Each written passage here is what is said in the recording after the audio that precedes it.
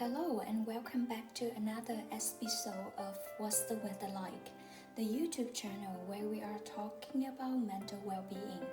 We create this channel with the hope that the messages we deliver will make a small contribution toward promoting happiness and overcoming suffering. I'm Hoyle, a psychology student who will be with you today.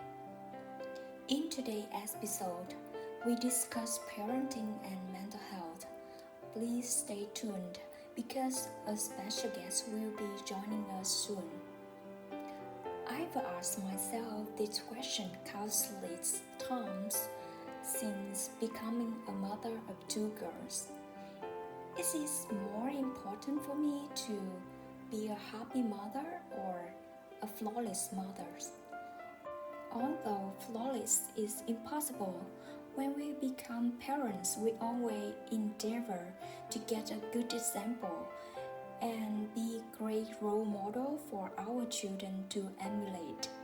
And it took me for a long time to realize that being a happy mother is what I want and should I always strive for. All I want is for my children to be happy, strong, protective, and secure. So I've promised myself that I will build my joy shield little by little, day by day, until the day comes when I look into my girl's eyes and see nothing but a genuine reflection of joy. I raise my shield and prepare to block the arrows that will be sent my way every day. Guilt, comparisons, loneliness, busyness, fear, overwhelm. There are many things that would want to take my happiness away, but I also have some of the finest reasons for being on guard. This is for my little girls. I hope that by seeing me fight for peace and happiness, they will be inspired to pick up their own sword and shield and fight back against the darkness in their own lives. The happiness of one children is the greatest wish of each parent, so let's give them the demonstration. Every day we see miracles. Miracles happen all the time, and if we take the time to collect them, acknowledge and appreciate them, we will discover that they increase our happiness through thankfulness. And even though I'm now more than 3,000 miles away, I still have regular video calls with them, during which we can play silly games or talk about the basics of life. I know how crucial it is to send my children loving energy, even if it is just through a phone screen. That's how a mother of two feels. Let me now introduce you to Dr. Nicholas Badcock, one of the most admired teachers I've ever had. He is a developmental cognitive neuroscientist who is interested in what makes some people better learners. This includes how perceptual and cognitive underpinnings of complex behaviors like reading, whether cerebral lateralization is predictive of expected outcomes like educational attainment, and how both of these are impacted by mental health, including a sense of connection and belonging. He is a wonderful family man and a father of 3 young children. His life spending time with his family and participating in campus activities with his fellow students and colleagues. Let's see how well he manages on his obligations. Hello Nick, thank you for your time. And please share with us, how do you manage your time effectively when you have a full-time job and 3 young children at home? And so when there's a lot of teaching going on, I take that pretty seriously. but at the same time, when I need to make lunches in the morning or pick up kids from school, I just make a schedule and stick to it. So it's all, I guess it's all part of the game. They're just different things that need to be done. So that's how I approach it.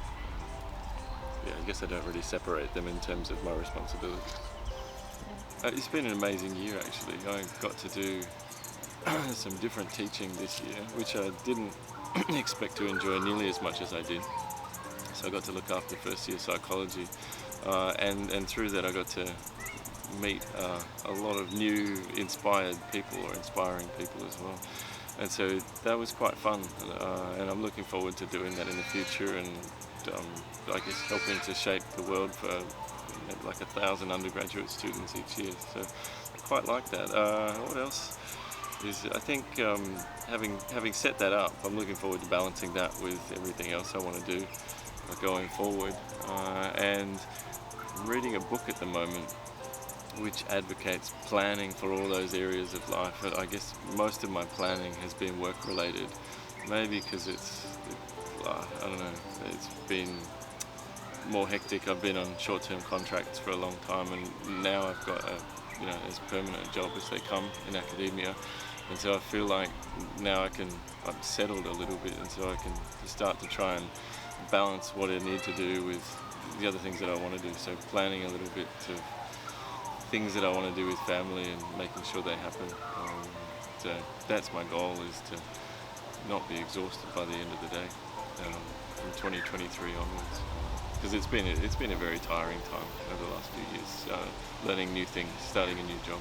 Whereas I think starting to understand what's involved and hoping I'll be able to manage it. In your opinion, how important is it for a parent to take care of themselves? Definitely crucial. If you haven't got your health when you're a parent, there's no reserve. Sometimes you might want to stay up late and burn the candle at both ends, but if the child is sick or something comes up, then you need to be on your best game all the time. I think it's really hard to maintain that, but from a sort of a sports analogy, it's always crunch time when you're a parent. There's never really any downtime, as far as I can tell. So yes, I think looking after yourself and being healthy as a parent is crucial to surviving and maintaining sanity. And every parent has anxiety at some point. So how do you handle pressure when it arrives? I feel most stressed when I haven't anticipated something. So when something's come up that I'm not ready for. So I guess in terms of dealing with the stress, I try and be organised. I do yoga and run most days of the week, and I think that helps me. And I try and sleep well. And so I think all of these things sort of build up a bit of resistance. As a parent, have you ever been too hard on yourself? I don't think I judge myself too harshly. I don't know whether it's the training. I trained as a psychologist, and I guess we were pretty, it's not even forgiving, pretty realistic about what happens as a parent. There's going to be ups and downs. And in that sense, my partner's also a psych, and we have a really good partnership in terms of parenting, and so we bounce things off each other and support each other, whether that be looking after slightly different tasks within the house or slightly different tasks for the children, but also I guess we're a good reality check for each other when we say we must be the worst parent in the world or whatever, if some discussion didn't go the way we wanted it to.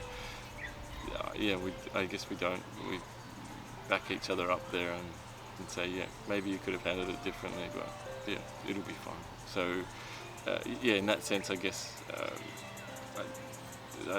we take what we do very seriously, but don't take it too personally, if that makes sense, when things don't go the way we want it to. We just, I guess, set those habits and traditions to make sure we're hanging out with each other. That way, if something does come up, we can figure out whether people are not feeling themselves and have a chat about it. And so I guess that's one of the main things, and ensure that none of the topics are taboo. So we talk about all sorts of things together, and I hope we can maintain that into teenagerhood. So my kids are not quite there yet, but that'll be the next challenge for us.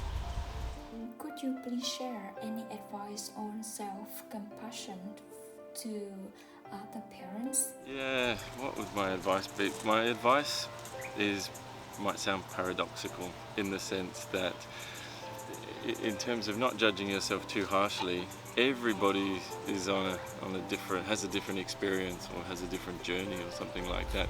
But at the same time, if you've done something as a parent and you don't feel that it's right, it's probably very unlikely that you're the only person to have experienced that. So you'll have a different makeup of experiences, but lots of things have happened to lots of different people, and so you can't afford to beat yourself up about any of these things. There isn't time. You need to move on, rectify the situation, and then I guess get on with the job. So don't judge yourself too harshly. Thank you so much, Nick, for joining us today, and thank you everyone for tuning in with What's the Weather Like today. I hope this serves as a gentle reminder to you to find joy in your parenting journey. I wish you a day full of peace, love, and happiness. And remember that we need you, your authenticity, and your beautiful soul in this world.